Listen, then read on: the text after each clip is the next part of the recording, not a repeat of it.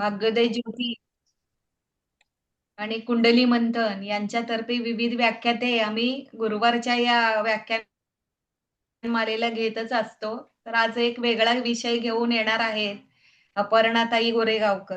तर त्यांचा मी थोडक्यात परिचय आपल्याला करून देते. वागेश्वरी ज्योतिष कार्यालय तळेगाव यामध्ये त्यांचे ज्योतिष मार्गदर्शन करतात त्या. त्यांचे करिअर, संतती, विवाह हे सर्व निशुल्क मार्गदर्शन त्या करतात.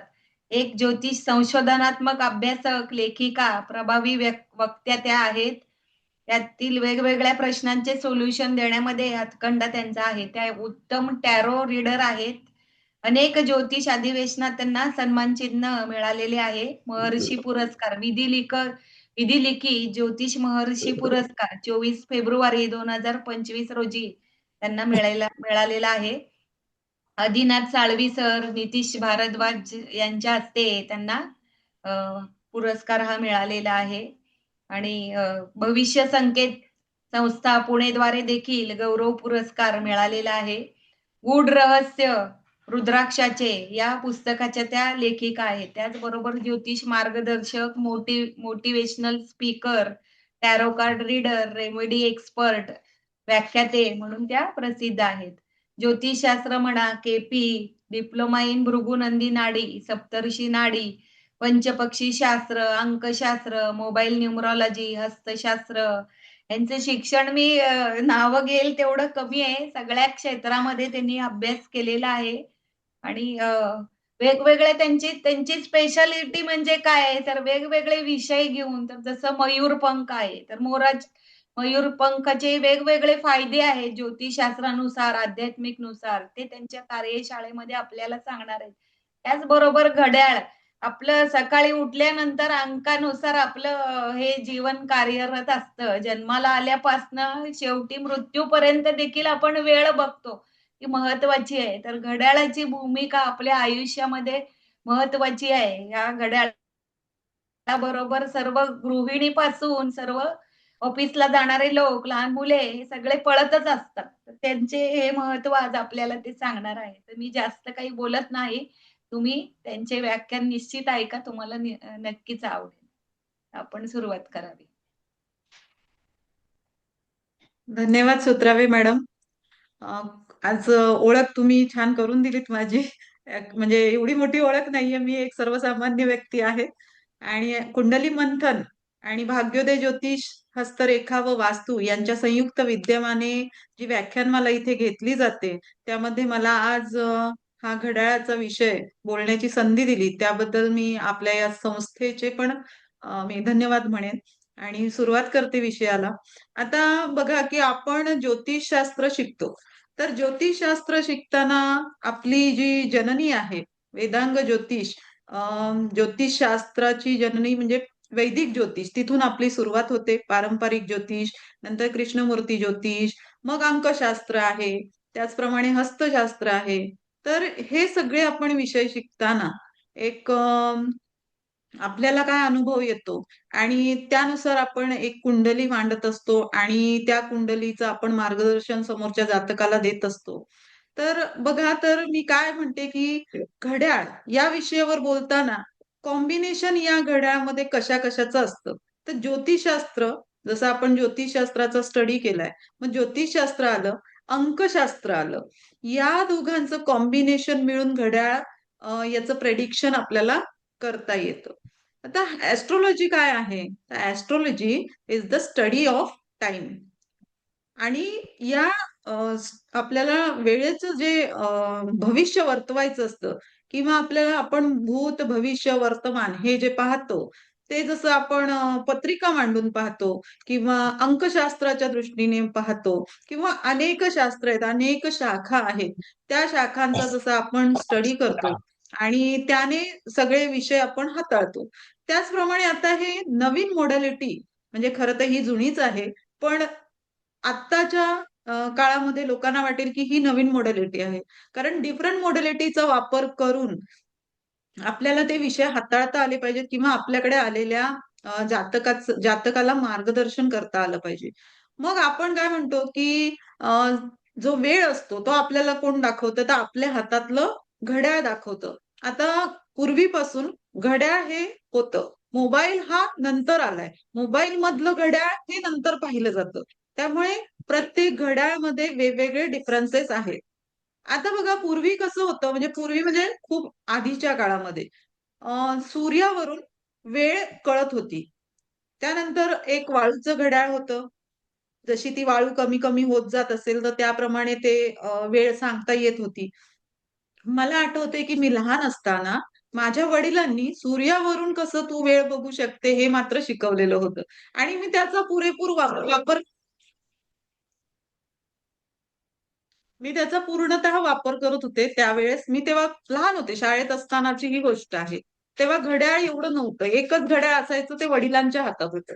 तर त्यामुळे काय व्हायचं, की त्यांनी तेव्हा शिकून ठेवलेलं, की तुला घड्याळ कळलं पाहिजे, की काय वाजले, किती वाजले. तेव्हा परिस्थिती अशी होती, की सगळ्यांना घड्याळ घेऊ शकत नव्हतो आपण. त्यामुळे ते घड्याळाचं, सूर्याचं कनेक्शन त्या घड्याळाशी कसं आहे, ते मी लहानपणापासून शिकत आले. त्यानंतर आपण वेगवेगळी शास्त्र शिकतो. ज्योतिषशास्त्र ही अर्थात मला घरातूनच आलेलं आहे. तर त्यामुळे वडिलांच्याच थ्रू ते सगळं माझ्याकडे डेव्हलप झालेलं आहे. पण नंतर आपण कोर्सेस करतो कारण आपल्याला स्टडी वास्ट करायचा असतो, वाढवायचा असतो. तर ते करता करता हळूहळू या घड्याळ आल्यानंतर घड्याळावरचा स्टडी मी केला आणि अनेक त्याच्यावर थोडं रिसर्च सुद्धा केले आणि त्याप्रमाणे मी काही वर्कशॉप्स घेतलेत आणि लोकांना मी कन्सल्टेशन द्यायला लागले. त्यामुळे ते तेव्हा समजायला लागलं, की अरे हे बरोबर आहे. हे असं होऊ शकतं. हे घड्याळामुळे अशा घटना घडू शकतात. तर त्याच्याच बद्दल आपण आज इथे थोडंफार जाणून घेणार आहोत. तर ॲस्ट्रोलॉजी काय मी म्हटलं मगाशी, की स्टडी ऑफ टाईम आहे आणि टाईम दाखवणारी गोष्ट कोणती आहे? तर घड्याळ आहे. घड्याळाला कोणता ग्रह रिप्रेझेंट करतो? तर तो आहे शनी. कारण शनी काय आहे? काळ आहे, वेळ आहे. आणि आपलं कर्म सुद्धा शनी आहे. त्यामुळे इथे बघा ॲस्ट्रोलॉजीशी कनेक्शन आलं, ज्योतिषशास्त्राशी कनेक्शन आलं. हे सगळे ग्रह आपल्या घड्याळामध्ये आहेत. तर हे जे घड्याळ आहे, त्या घड्याळामध्ये आपल्याला काय दिसतं? दिसताना समोर आपल्याला घड्याळ दिसतं. आता बघा मी माझं घड्याळच दाखवते, की या घड्याळामध्ये तुम्हाला काय दिसणार आहे? फक्त डायल दिसते, हा बेल्ट दिसतोय आणि आतलं स्ट्रक्चर दिसतंय. तर हे स्ट्रक्चर बघून तुम्ही फक्त घड्याळ घेता. याची जी डिझाइन असेल किंवा याचं जे काही आपल्याला जी आवडलेली अट्रॅक्टिव्ह क्वालिटी असेल, त्याप्रमाणे आपण घड्याळाची चॉईस करतो. मग हे घड्याळ आपल्यावर काय इम्पॅक्ट टाकतं? का टाकतं की नाही? हे अनेक प्रश्न असतात. तर याच प्रश्नांचं सोल्युशन हे या घड्याळाच्या मध्ये लपलेलं आहे. हे घड्याळ आपल्या करिअरला मार्गदर्शक ठरू शकतं. हेच घड्याळ आपल्याला नुकसान पण देऊ शकतं आणि आपल्याला एका म्हणजे उच्च स्टेजवर नेऊन पण ठेवू शकतं. कारण की हे घड्याळ जर परफेक्ट चॉईस केलं, तर तुम्हाला नक्कीच त्याचे रिझल्ट्स मिळतात. आता ह्या घड्याळामध्ये बघा काय-काय आहे. ह्या घड्याळात आकडे आहेत, हं. तो बेल्ट आहे, ती डायल आहे, आतमध्ये निडल्स आहेत. तर हे नंबर्स जे आहेत, आकडे जे आहेत, ते काय आहे? आपण न्यूमरोलॉजिकली त्याला पाहतोय. त्यानंतर आपल्या कुंडलीमध्ये 12 भाव असतात.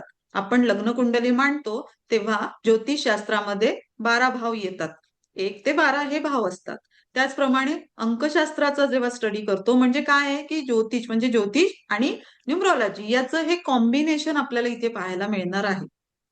तर अंकशास्त्रामध्ये हे जे 12 नंबर्स येतात, 1 ते 9 नंबर हे आपल्याला माहीत आहे न्यूमरॉलॉजिस्ट इथे सगळे आहेत किंवा ज्यांना अजिबात माहीत नसेल न्यूमरॉलॉजी किंवा ज्योतिषशास्त्र त्यांच्या साठी सुद्धा हे सुटेबल एक मॉडॅलिटी आहे, की त्याच्यावरून त्यांना ते कळू शकतं. इतकं त्याचं छान प्रेडिक्शन्स होऊ शकतात. तर बघा, की नंबर्स 9 पर्यंत आहेत. पुढे 10 नंबर म्हणजे तो पुन्हा आपण सूर्याला प्रेझेंट करतो. त्याच्यानंतरचा 11 आणि 12 हे 12 नंबर्स झाले. तर 1 नंबर आपल्याला माहिती आहे सूर्याचा आहे, 2 नंबर चंद्राचा आहे, 3 नंबर गुरुचा आहे, 4 राहूचा आहे, 5 बुधाचा, खाली 6 येतो. घड्याळातलं सांगते मी, की स्ट्रक्चर कसं आहे. खाली 6 नंबर शुक्राचा येतो, 7 हा केतू, 8 हा शनी आणि 9 हा मंगळ. मग 1 परत तो सूर्य जातो. 1 आणि 1 11 परत तो चंद्र जातो आणि 1 आणि 2 हा 3 म्हणजे गुरु जातो. आता बघा आपण 12वं स्थान कुठे जातं? मोक्षाकडे जातं. कुंडलीमध्ये, लग्न कुंडलीमधलं जे व्यय स्थान म्हणतो आपलं, कालपुरुषाची कुंडली मांडा, तर 12वं स्थान हे व्ययस्थान म्हटलं जातं. पण याच्यामध्ये 12 नंबर जिथे येतो, ते आपण स्वतः असतो. बघा 12 नंबर जिथे येतो, तो आपण स्वतःला रिप्रेझेंट करत असतो. हा थोडा काही डिफरन्स आहे याच्यामध्ये. तर तोच समजून घेतला तर आपल्याला नक्कीच ह्या घड्याळाचं गुपित कळायला लागतं. बाकीचे सगळे 1 नंबर सूर्य, 2 नंबर चंद्र हे पुन्हा तसंच सर्कल आहे. तर 12 नंबर म्हणजे आपण स्वतः असतो आणि बाकीचे नंबर्स तुम्हाला माहित आहेत. 6 नंबर समोरचा आहे तो शुक्र आला. शुक्र म्हणजे तुमची म्हणजे जे स्पाउस असतात, जे पार्टनर्स असतात ते आले. लक्झरी लाईफ आली. हे सगळं आपण बोलतो. 3 नंबर म्हणजे गुरु आला. गुरु बरोबर मुलांचं एज्युकेशन आलं. मुलं आली किंवा संतती आणि त्यांचं एज्युकेशन आलं. 9 नंबर म्हणजे मंगळ. जे मंगळ रिप्रेझेंट करतो. आता तिथे बघा प्रकृती बघितली जाते, आजार बघितले जातात 9 नंबरवरून. असं हे 12, 3, 6, 9चं मी तुम्हाला थोडक्यात सांगितलं. याचा जो स्टडी आहे तो कोर्समध्ये आहे. आता हे मधले जे नंबर्स आहेत ते सुद्धा असंच काही काही डिफरंट रिप्रेझेंट करत असतात. म्हणजे प्रत्येकाची काहीतरी व्हॅल्यू आहे. यामध्ये प्रत्येकाची आपल्याला व्हॅल्यू बघायला मिळते. आता जे 12 घरं असतात, कुंडलीमधली 12 घरं असतात. त्यामध्ये तुम्ही म्हणजे मला इथे सांगा, की आपण हाताचं स्थान कुठे आहे? हे साधारण कालपुरुषाच्या कुंडलीतून आपण कोणता भाव बघतो? साधारण कोणता भाव बघतो? तर तिसरा भाव आपण बघत असतो. हात कुठे दाखवले जातात? तिसऱ्या भावावरून. मग रिस्ट वॉच म्हटलं तर ते एक मनगटी घड्याळ. रिस्ट वॉच म्हणजे काय? मनगटी घड्याळ. तर तेही कुठे पाहिलं जातं? तर तिसऱ्या भावावरून. मग तिसऱ्या भावामध्ये जी राशी पडते किंवा जे ग्रह पडतात, ते तुमच्या कुंडलीला, लग्न कुंडलीनुसार पाहता, त्या प्रत्येक व्यक्तीच्या लग्न कुंडलीनुसार पाहता त्याला सुटेबल होतात की नाही, हा आपण अभ्यास करत असतो. त्यानंतर त्या व्यक्तीची जन्म डेट म्हणजे जन्मदिवस, जन्मवार आणि जन्म वेळ हे सगळं आपण कुंडलीसाठी घेतो. पण आपण इथे पाहताना फक्त तुमची जन्मतारीख असेल ती घेतली तरी सुद्धा आपल्याला ते मॅच करता येतं. त्यानंतर बघा हे घड्याळ तुम्हाला कशासाठी हवंय? तुमच्या बिझनेससाठी कोणता बिझनेस आहे? हं, त्याचा ग्रो तुम्हाला कसा करायचा आहे? हां, तुमचं बाकीचे सुद्धा फॅमिली लाईफ असेल त्याच्यासाठी सुद्धा आपण त्याच्यावर अ, ते त्या प्रभावाने आपण ते घड्याळ वापरू शकतो. असं हे घड्याळाचं बरचसं म्हणजे खूप आपण म्हणू की अ, हजार एक रेमेडियल पार्ट आहे. घड्याळ म्हणजे काय आहे? तर रेमेडियल पार्ट आहे. अनेक हजार एक दोषांवर आपण त्या एका घड्याळामध्ये आपण ती रेमेडी करू शकतो. असं हे रिस्ट वॉच आहे. रिस्ट वॉच बरोबरच आपण काय पाहतो? वॉल क्लॉक सुद्धा पाहत असतो. म्हणजे जेव्हा आपण क्लासेस घेतो तेव्हा त्याच्यामध्ये वॉल क्लॉकचं पण कॉम्बिनेशन तुमच्या घरातल्या लोकांनुसार पाहिलं जातं. दिशा पाहिल्या जातात. आता बघा की एखादी व्यक्ती समजा 1 नंबरची आहे. तर ती कोणाला रिप्रेझेंट करते? 1 नंबर म्हणजे सूर्याचा आहे. सूर्य म्हटलं की त्याचा मग आपण कलर घेतो. कोणता कलर लागतो? तो घेतो. ऑरेंज कलर असेल, गोल्डन कलर असेल, हा लागतो. आता बघा की त्या व्यक्तीला कोणता बेल्ट सूट होईल? मग त्यानुसार हे कॉम्बिनेशन बनवलं जातं. तर प्रत्येक व्यक्तीची जन्मतारीख असेल आणि त्याचं परत पुन्हा कुंडलीची काय आपल्याला स्थिती बघायची असेल, तर ती सुद्धा आपण पाहू शकतो. पण अदरवाईज आपल्या समोर फक्त एखादी जेव्हा आपण पूर्ण प्रिपेअर होतो, हे शिकल्यानंतर तयार होतो, तेव्हा आपल्या समोर एखादी व्यक्तीने घड्याळ घातलं तर आपल्याला लगेच कळतं, की त्या व्यक्तीची स्थिती काय असेल किंवा त्या व्यक्ती कोणत्या प्रॉब्लेममधून चाललेला असेल. असं सुद्धा आपल्याला कळतं किंवा तो एका उच्च पदावर का आहे? हे सुद्धा आपल्याला त्या नुसत्या घड्याळ पाहिल्यानंतर कळतं. कारण घड्याळाची घालण्याची पद्धत वेगळी असते. आता बघा की घड्याळांचे प्रकार असतात. एक तर नॉर्मल वॉच असतं, डिजिटल वॉच आता नवीन निघाले ते असतात. ऑटोमॅटिक वॉच असतं, सोलर वॉच सुद्धा असतं, डिजिटल वॉच सुद्धा असतं. तर अशा प्रकारे जे वॉचचे बरेचसे प्रकार आहेत, ते त्यांचा प्रभाव त्या व्यक्तीवर कसा पडतो, हे सुद्धा पाहिलं जातं. आता ऑटोमॅटिक वॉच असेल, तर ते नॉर्मली रेग्युलर चालू असतं. त्यामुळे त्याचा एवढा बॅड इम्पॅक्ट येत नाही. पण इथे उदाहरण द्यायचं झालं, तर आता डिजिटल वॉच बघा भरपूर आलेले आहेत मार्केटमध्ये. म्हणजे त्याचा सर्रास वापर केला जातो आणि हे वॉच लोकांना अट्रॅक्टिव्ह वाटतं कारण त्याच्यात अनेक फंक्शन्स असतात. तुमचं वेट पण त्याच्यामध्ये कन्सिडर केलं जातं किंवा ते काउंटिंग केली जाते. तुम्ही किती चालताय ते सुद्धा काउंटिंग केली जाते. तुम्ही जो वेळ बघताय तो आहे. तुमच्याकडे जे WhatsAppला मेसेज येतात ते बघितले जातात. म्हणजे ह्याच्यामध्ये काय आहे, की भरपूर गोष्टी इन्क्लूड आहेत. आणि आपण जेव्हा पूर्वी घड्याळ पाहत होतो, तेव्हा त्याच्यात काय पाहत होतो बरं? फक्त वेळ पाहायचो. वेळ ही काय चालली आहे तेवढंच पाहिलं जायचं. आणि हे काय झालं, मग डिजिटल वॉच म्हणजे कन्फ्युजन झालं. मग अशी व्यक्ती कशी असू शकते? कन्फ्युज्ड, कायमस्वरूपी कन्फ्युज्ड असते आणि सदा न कदा धावती असते, सारखी धावती. कारण तिच्या डोक्यातले विचार कधीच थांबत नाही, कधीच थांबणार नाहीत. एक मेसेज आला तो बघितला, त्याच्यावर ती ऍक्टिव्ह झाली. परत वेळ बघितली की अरे हा वेळ झालाय, माझी मीटिंगची टाइम झाले, पुन्हा ते काहीतरी डिस्टर्ब. म्हणजे ती कन्फ्युज व्यक्ती असते. फक्त थोडक्यात मी डिजिटल वॉचचं सांगितलं तुम्हाला.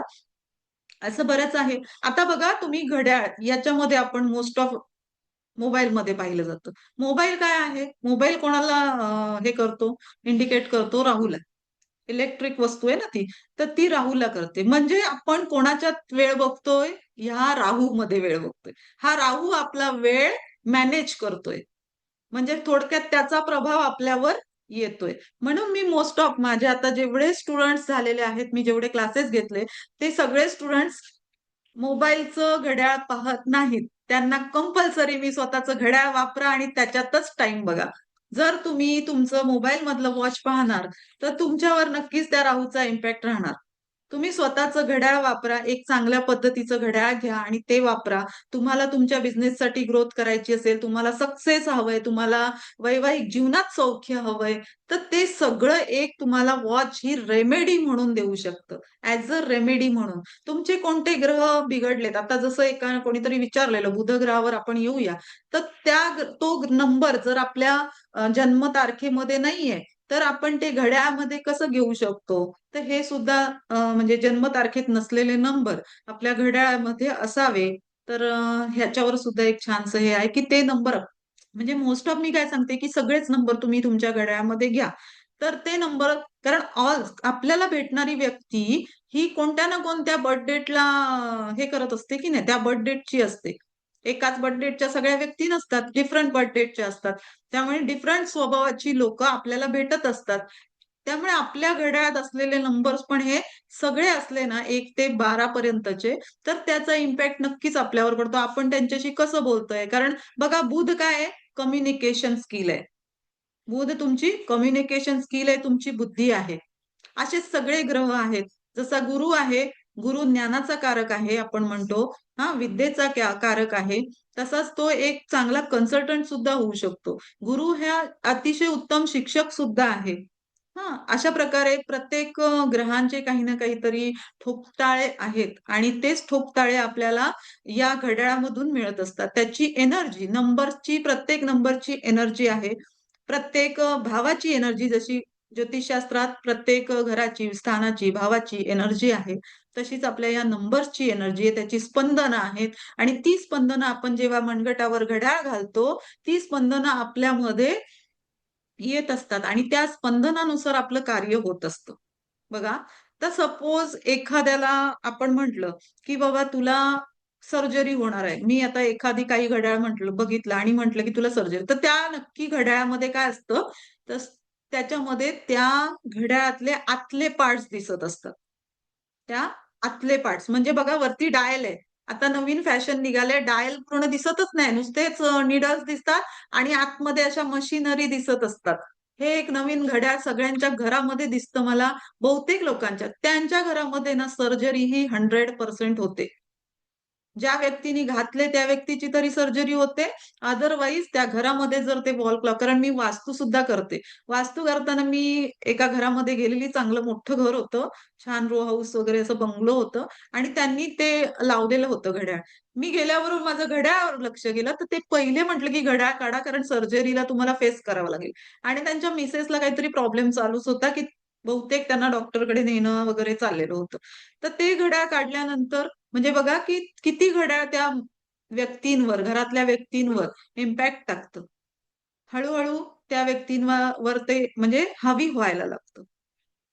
असं त्या घड्याळांचे तर किती अनेक प्रकार आहेत. आता व्हरायटी किती निघाली घड्याळांची.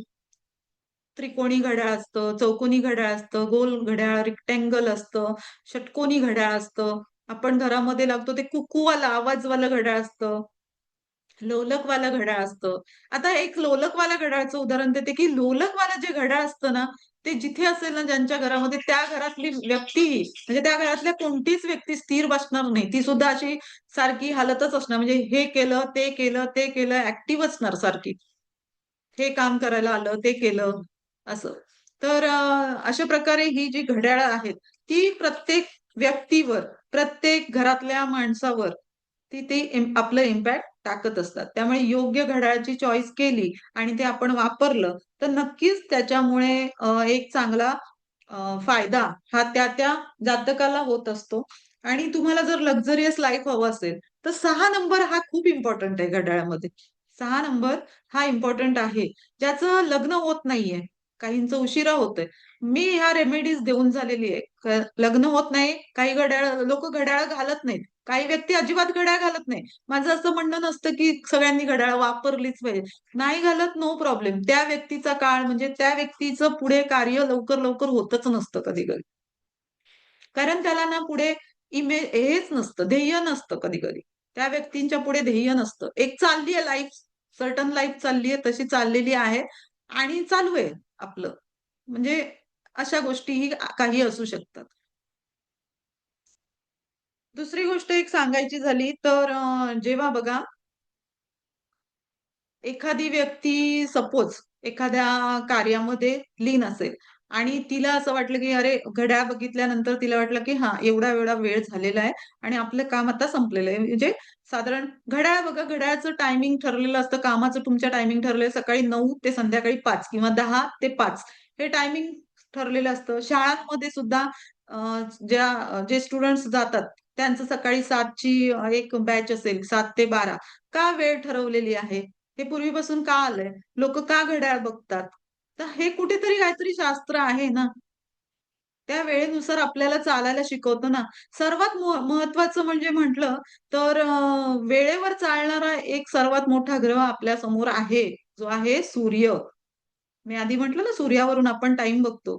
एक शिस्तबद्ध आणि आपल्या वेळेवर येणारा आता तो कधी मावळत नाही. एक ते भासमान स्थिती आहे.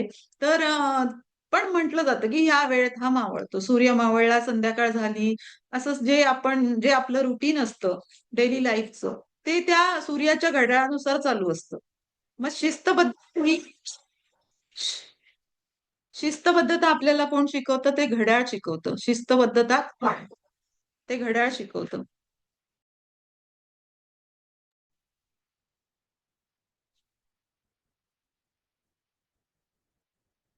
इथपर्यंतचा कन्सेप्ट क्लिअर आहे ना? आपण थोड्या वेळाने घेऊयाच काही वॉचेस कोणाचे असतील तर. तर एक बघा की प्रत्येक जण ज्वेलरी वापरतो. लेडीज असो, जेंट्स असो. लेडीज पण गळ्यामध्ये घालतात, हातात बांगड्या घालतात, गळ्यात हार घालतात, अंगठ्या घालतात, जेंट्स असतील चेन्स घालतात किंवा ब्रेसलेट्स घालतात आणि वेगवेगळ्या टाईपची घड्याळ घालतात. पण मला सांगा याच्यामधलं जिवंत असणारं ऑर्नामेंट्स एक दागिना कोणता आहे? तर तो घड्याळ आहे. कारण घड्याळामधून टिक, टिक, टिक आवाज येत राहतो. कंटिन्यू आवाज येत राहतो. आवाज येत राहतो की नाही त्याच्यातून. त्यामुळे तो कसा आहे? लाईव्ह आहे. आणि आपलं हृदय हे जसं टिक-टिक म्हणजे धड-धड, धड करत असतं, तसं त्या घड्याळातून टिक-टिक आवाज येत राहतो. आता बघा जेव्हा घड्याळ बंद पडतं, तेव्हा असं म्हटलं जातं काहीतरी अशुभ घटना आहे किंवा अशुभ घडलं जातं. म्हणून साठी बंद घड्याळ हे घरामध्ये अजिबात ठेवू नये. मी तर कन्सल्टेशनमध्ये सांगतच असते.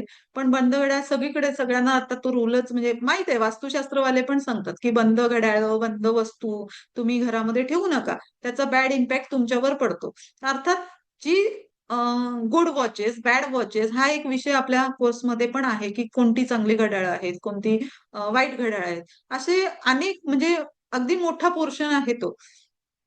तर आपण जेव्हा बंद घड्याळ आपल्याकडे ठेवतो, तेव्हा आपली कार्य सुद्धा हळू-हळू धीमी व्हायला लागतात, स्लो व्हायला लागतात.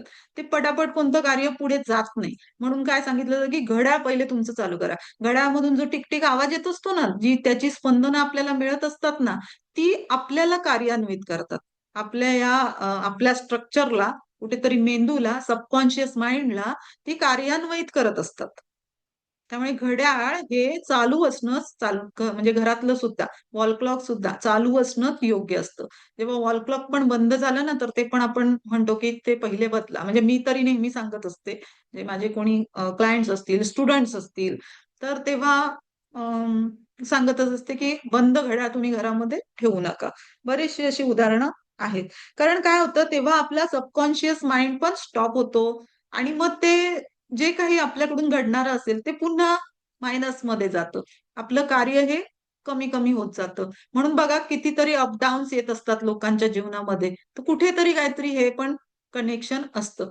कधी-कधी काही लोकांच्या घरात म्हणजे असं खूपच वादळ निर्माण होतात. तर अशा वेळेला एक चांगलं घड्याळ त्यांच्याकडे असेल, तर ते काय करतं, त्यांना ते फेस करण्याची शक्ती देतं किंवा त्या घड्याळातली एक त्या नंबरची एनर्जी असते ना, तर ती कुठेतरी त्यांना बांधून ठेवते, की नाही इथे लढण्याची शक्ती पाहिजे, इथे मंगळाची शक्ती पाहिजे. शुक्र चांगला आहे, तर तुम्हाला नक्कीच तिथून कुठून तरी पैसा येण्याचं एक साधन निर्माण होत असतं. शुक्र म्हणजे काय 6 नंबर. 6 नंबर असणं खूप गरजेचं आहे. घड्याळामध्ये 6 नंबर असणं खूप गरजेचं आहे. जसं 12 नंबर असणं खूप गरजेचं आहे. कारण 12 नंबर तुम्ही स्वतः आहात.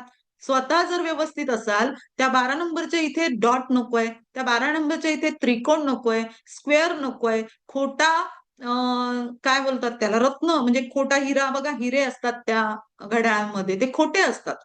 तर ते नकोय. हा खूप मोठा विषय आहे. म्हणजे काय हवंय घड्याळात आणि काय नकोय. हे सगळं या विषयामध्ये आपण घेत असतो. या विषयाचा मी क्लास घेते आणि त्याच्यामध्ये खूप वास्ट स्टडी आहे. तुमचा वेळ आणि तुमचं ध्येय हे काय असेल, तर ते घड्याळ ठरवतं. कारण घड्याळामध्ये आता बघा हे नंबर्स आहेत ना, ते तुमचे ध्येय आहेत. तुमचे गोल्स आहेत. नंबर्स म्हणजे तुमचे गोल्स आहेत आणि त्यांना त्या गोल्स पर्यंत तुम्हाला पोहोचवण्याची शक्ती म्हणजे ती नीडल्स आहे. आतली नीडल आहे बघा, जे काटे बोलतो आपण जे, ते आहेत. मग त्या काट्यांमध्ये सुद्धा डिफरंट टाइप्स आहेत. त्या काट्यांमध्ये तुमच्या लाईफमध्ये खड्डे येतायत, तुमच्या लाईफमध्ये चढ-उतार येतायत, तुमच्या लाईफमध्ये तुमचं लाईफ सरळच चाललंय. मग हे त्या काट्यांवरून आपण पाहतो. त्या नीडल्सवरून पाहतो. त्यानंतर त्या नीडल्स किती असतात आपल्या घड्याळामध्ये? 3 असतात. पूर्वी 3च नीडल्स असायच्या की नाही? आता ते सगळं चेंजेस झालेत. आता खूप मॉडिफाय झालंय. कारण की बऱ्याचशा कंपन्या आल्या. ते त्यांचं घड्याळांच्या कंपन्या नवीन आल्या आणि कॉम्पिटिशन इतकं आहे की नवीन-नवीन स्ट्रक्चर आणतात. नवीन-नवीन डिझाईन्स आणतात आणि त्याच्यामध्ये कुठेतरी काहीतरी हे कट आहे, ते कट आहे, ते कट आहे असं करून ते घड्याळ पूर्णतः बिघडवून टाकतात. आणि त्या बिघडलेल्या घड्याळाचा इम्पॅक्ट त्या व्यक्तीवर पडतो आणि ती व्यक्ती कुठेतरी डगमगीत होते. कळलं? तर अशा प्रकारे हा घड्याळाचा खूप मोठा विषय आहे. आता माझा क्लास साधारण आता 6 तारखेचीच बॅच आहे माझी आणि 8:30 ते 10 माझा क्लास आहे. फीज ₹6,000 आहे. 5 दिवसाचा क्लास आहे. 4 दिवस पूर्ण मी शिकवते. 5व्या दिवशी तुमच्याकडून तुमची जी घड्याळं असतात किंवा इतरांची जी क्लासमधले स्टुडंट्स असतात, त्याच्यावर प्रत्येकाने वेगवेगळं म्हणजे आता तुमच्या घड्याळावर दुसऱ्यांनी कन्सल्टेशन द्यायचं. मग काय चुकतंय तुमचं ते मी तुम्हाला सांगत असते किंवा नाही चुकताय, काय चुकताय, तुम्ही ॲक्युरेट देताय. हे सगळं आपण ते पाहतो. 5व्या दिवशी पूर्ण कन्सल्टेशनचाच हे असतो तो दिवस. प्रिपरेशन तुमची किती झाली आहे 4 दिवसात? ऑनलाईन घेणार का झूम मीटिंग वर घेणार मॅडम? ऑनलाईन Zoomवर. Zoomवरच आहे. हं. तुमचा मोबाईल नंबर सांगा ताई. 9152573112. माझा अजून एक प्रश्न आहे, की लोक घड्याळ प्रेझेंट म्हणून देतात. मग ते प्रेझेंट दिलेले घड्याळ कसे पण असू शकतात. मग ते घालावेत का? नाही, पहिली गोष्ट तर मी प्रेझेंट देणं किंवा घेणं ह्याच गोष्टीला मी नकार देते. कारण लग्नामध्ये वगैरे जोडप्यांना देखील देतात सध्या. प्रचलित आहेत घड्याळ. मग ते घालावेत का? किंवा आपण पण देऊ शकतो का? आपण द्यावेत का प्रेझेंट लोकांना घड्याळ? आपण सुद्धा नाही द्यायचं कारण की काय होतं काय होतं, की जेव्हा आपण आपली जेव्हा चांगला वेळ चालू असतो आणि आपण कोणाला तरी आपलं घड्याळ आपण गिफ्ट म्हणून दिलं. भले आपण विकत घेतलंय आणि ते गिफ्ट दिलं. तुमची चांगली वेळ त्याला जाते आणि एखाद्याने तुम्हाला दिलेलं असेल घड्याळ गिफ्ट आणि त्याची समजा वाईट वेळ चाललेली असेल, तर ती तुमच्याकडे येते. असे बरेचसे प्रकार झालेले आहेत. आतकडे म्हणजे स्टुडंट्स असतात ना, ते काही-काही त्यांचे अनुभव सांगत असतात आणि त्याच्यामध्ये आम्हाला ते सगळं म्हणजे समोर येतं. तर अशा ह्या सगळ्या घडलेल्या गोष्टी आहेत. आणि मोस्ट ऑफ मी जेव्हा क्लास घेते ना, मी आता मध्ये शेवाळे दादांच्या अधिवेशनामध्ये माझं स्पीच पण होतं. तर तेव्हाही तिथे सुद्धा सांगितलेलं की घड्याळ तुम्ही गिफ्ट देऊ नका किंवा घेऊ नका. इवन तुम्ही जेव्हा गिफ्ट घेता ना, तुम्ही दुसऱ्याकडून घेता ना, तर त्याची काहीतरी छोटीशी अमाऊंट त्या व्यक्तीला रिटर्न करा. असं मी म्हणत असते नेहमी. खूप छान माझा नंबर पुन्हा मार्गदर्शन. एकदा सांगते, 9152573112. आणि खूप मोठा स्टडी आहे हा.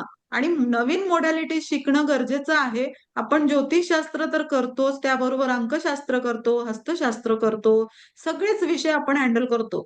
पण काहीतरी नवीन गोष्टी पण आपल्याला आल्या तर आपल्यामध्ये ज्ञानामध्ये भर पडतो आणि आपण ते पटकन प्रेडिक्ट करता येऊ शकेल, अशा गोष्टी होऊ शकतात. मोडॅलिटीज, डिफरंट मोडॅलिटीज शिकणं पण खूपच गरजेचं आहे. मॅडम हे शास्त्र शिकता शिकता 31 वर्ष घातले, अजून 1% पण नाहीये मी. खरं तर आपल्याला पूर्णतः स्टडी होतच नाही कधी, असं असतं ना. ऑकल्ट सायन्स म्हणतात गुढ जेवढं तुम्ही खोलात शिराल ना, तर तितकं तुम्हाला त्याचे वेगवेगळे पैलू दिसतात. त्याला अभ्यासच महत्वाचा आहे. आणि जसं मराठी व्याकरण असं खूप वास्ट आहे. हे एका ह्याच्यामध्ये शिकता वळेल तसं वळतं. तसंच हे ज्योतिषशास्त्र आहे. ते आपल्याला अ, एका दमात किंवा एक तपस्या करतात लोक. पूर्वीचे पूर्वाश्रमांनी आपल्याला इथं दिलेलं आहे. त्याचा आपण अभ्यास हम्म. त्यामध्ये पण गोळ करणारे लोक आपल्याला पाहायला मिळतात. हौसे, नवसे, गवसे 3 आणि लोक आपण इथे नेहमी आपल्याला पाहायला अभ्यासकच मिळतात. असतो. पूर्णतः अभ्यास आपला होतच हो, नाही. आपण अभ्यासक म्हणूनच आहोत, बरोबर. पूर्णतः होत नाही. कधीच कितीतरी होत नाहीये. जन्म आपल्याला घेणं बरोबर. गरजेचं आहे त्यासाठी. एक हा सागर आहे, त्याच्यामधले छोटे छोटे बिंदू आपण ते कलेक्ट करतोय, असं आहे.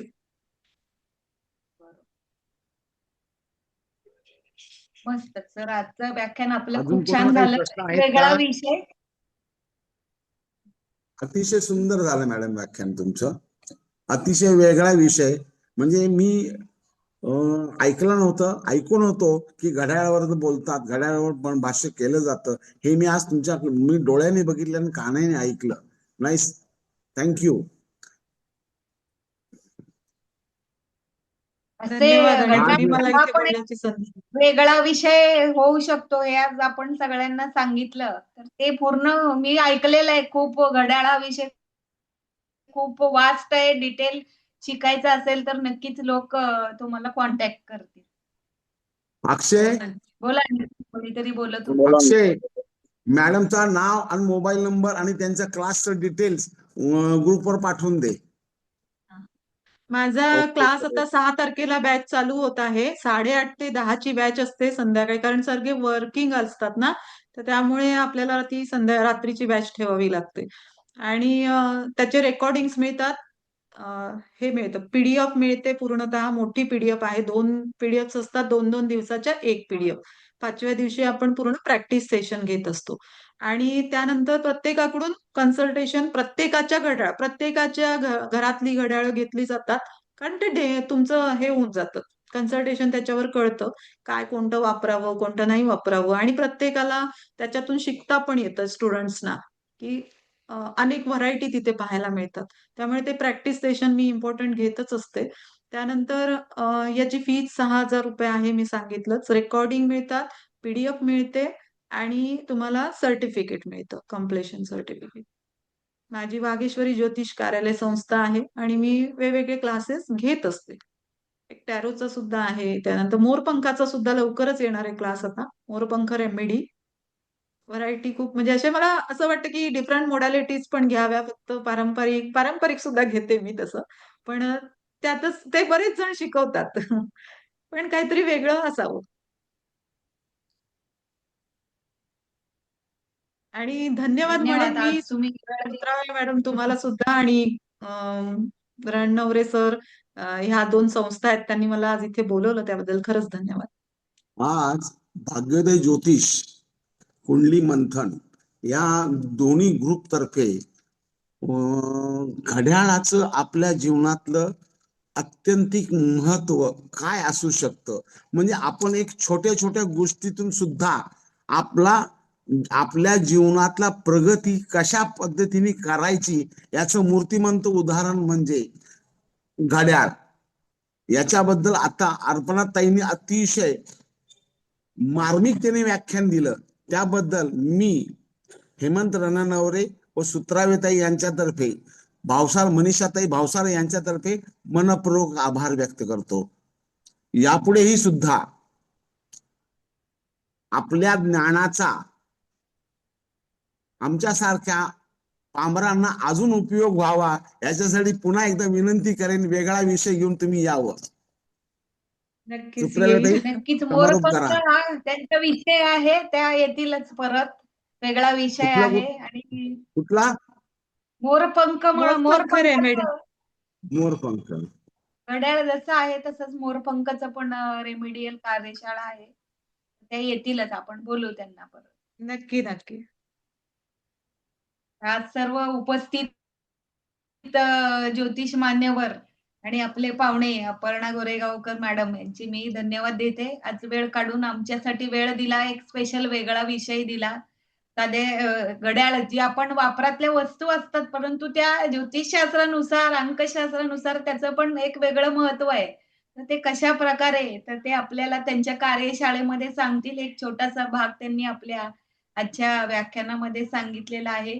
ज्यांना कार्यशाळा करायची आहे त्यांनी त्यांना संपर्क करावा. निश्चितच आपल्याला त्यानुसार घड्याळाचा उपयोग आणि त्याचा वापर हे नक्कीच आपल्याला समजेल.